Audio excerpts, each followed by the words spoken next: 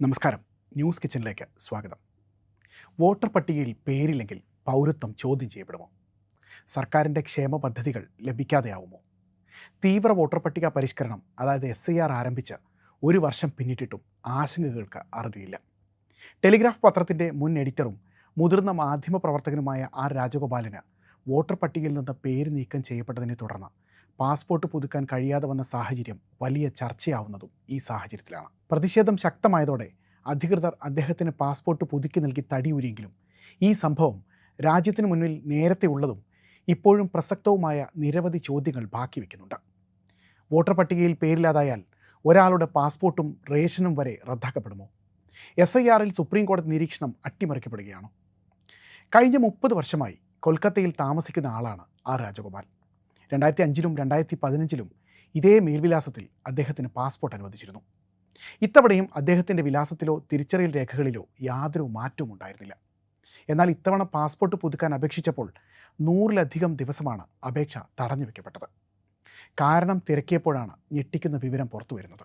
പശ്ചിമ ബംഗാളിൽ തെരഞ്ഞെടുപ്പ് കമ്മീഷൻ നടത്തിയ പ്രത്യേക വോട്ടർ പട്ടിക പരിഷ്കരണ പ്രക്രിയയിലൂടെ അദ്ദേഹത്തിൻ്റെ പേര് വോട്ടർ പട്ടികയിൽ നിന്ന് നീക്കം ചെയ്യപ്പെട്ടിരുന്നു. വോട്ടർ പട്ടികയിൽ പേരില്ലാത്തതിനാൽ അനുകൂലമായ വെരിഫിക്കേഷൻ റിപ്പോർട്ട് നൽകാൻ പ്രാദേശിക പോലീസ് തയ്യാറായിരുന്നില്ല. തൻ്റെ ജനന തീയതി തെളിയിക്കുന്ന മെട്രിക്കുലേഷൻ സർട്ടിഫിക്കറ്റ് ഉൾപ്പെടെയുള്ള രേഖകൾ രാജഗോപാൽ സമർപ്പിച്ചിരുന്നുവെങ്കിലും വോട്ടർ പട്ടികയിൽ പേര് പുനഃസ്ഥാപിക്കാതെ വെരിഫിക്കേഷൻ നടത്താനാവില്ലെന്നാണ് പോലീസ് അറിയിച്ചത്.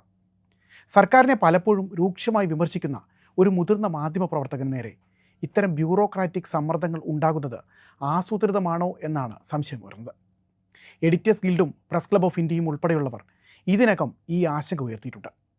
വോട്ടർ പട്ടികയിലെ ഇരട്ടിപ്പുകൾ ഒഴിവാക്കാനും മരണപ്പെട്ടവരെയും താമസം മാറിയവരെയും നീക്കം ചെയ്ത് വോട്ടർ പട്ടിക കൃത്യമാക്കാനുമാണ് SIR എന്നാണ് എല്ലാ കാലവും തെരഞ്ഞെടുപ്പ് കമ്മീഷൻ ആവർത്തിച്ചിട്ടുള്ളത്. എന്നാൽ അതിനപ്പുറം കാര്യങ്ങൾ പോകുന്നതാണ്, ദുരുപയോഗം ചെയ്യപ്പെടുന്നതാണ് നിലവിൽ കാണാനാവുക. SIR ആദ്യഘട്ടം നടപ്പിലായ ബീഹാറിൽ 65 ലക്ഷം പേരെയാണ് വോട്ടർ പട്ടികയിൽ നിന്ന് നീക്കം ചെയ്തത്. SIRൽ BJPക്ക് അനുകൂലമായി തെരഞ്ഞെടുപ്പ് കമ്മീഷൻ പ്രവർത്തിക്കുന്നുവെന്ന് പ്രതിപക്ഷത്തിൻ്റെ വിമർശനവും അന്നു തൊട്ട് നിലനിൽക്കുന്നുണ്ട്. പശ്ചിമ ബംഗാൾ, കേരളം, തമിഴ്നാട്, ഉത്തർപ്രദേശ്, അസം, രാജസ്ഥാൻ, ഗുജറാത്ത്, ഗോവ, പുതുച്ചേരി, മധ്യപ്രദേശ്, ഛത്തീസ്ഗഡ്, ലക്ഷദ്വീപ്, ആൻഡമാൻ നിക്കോബാർ എന്നിവിടങ്ങളിലായിരുന്നു SIR രണ്ടാം ഘട്ടം നടപ്പിലായത്. ഈ ഘട്ടത്തിൽ ആകെ 5.18 കോടി വോട്ടർമാരെയാണ് വോട്ടർ പട്ടികയിൽ നിന്ന് നീക്കം ചെയ്തത്. വോട്ടർമാരെ കൂട്ടത്തോടെ വെട്ടിനീക്കിയാണ് BJP ബംഗാൾ ഭരണം പിടിച്ചെടുത്തതെന്ന തൃണമൂൽ കോൺഗ്രസിൻ്റെയും മമതാ ബാനർജിയുടെയും ആരോപണം പതിയെ ജനം മറക്കാൻ തുടങ്ങിയിരിക്കുന്നു. അതായത് 2 ഘട്ടങ്ങളിലായി 6 കോടിയിലധികം ആളുകളാണ് പട്ടികയ്ക്ക് പുറത്തായത്.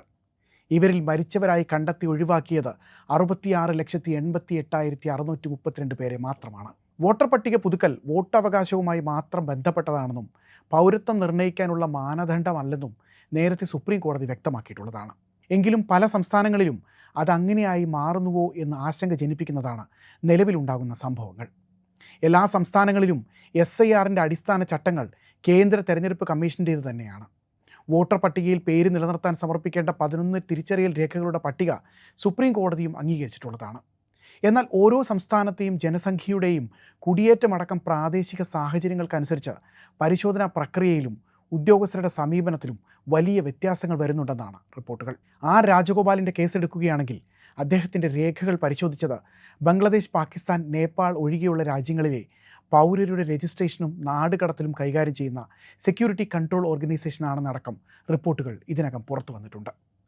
ഇന്ത്യൻ നിയമപ്രകാരം പാസ്പോർട്ട് എടുക്കാനോ പുതുക്കാനോ വോട്ടർ ID കാർഡോ വോട്ടർ പട്ടികയിൽ പേരുള്ളതോ ഒരു നിർബന്ധിത മാനദണ്ഡമേ അല്ല. വോട്ടർ ID എന്നത് പൗരത്വത്തിൻ്റെ അന്തിമ തെളിവുമല്ല. 1967 പാസ്പോർട്ട് നിയമപ്രകാരം ഒരു പൗരന് യാത്രാ സ്വാതന്ത്ര്യം ഉറപ്പു നൽകുന്നുണ്ട്.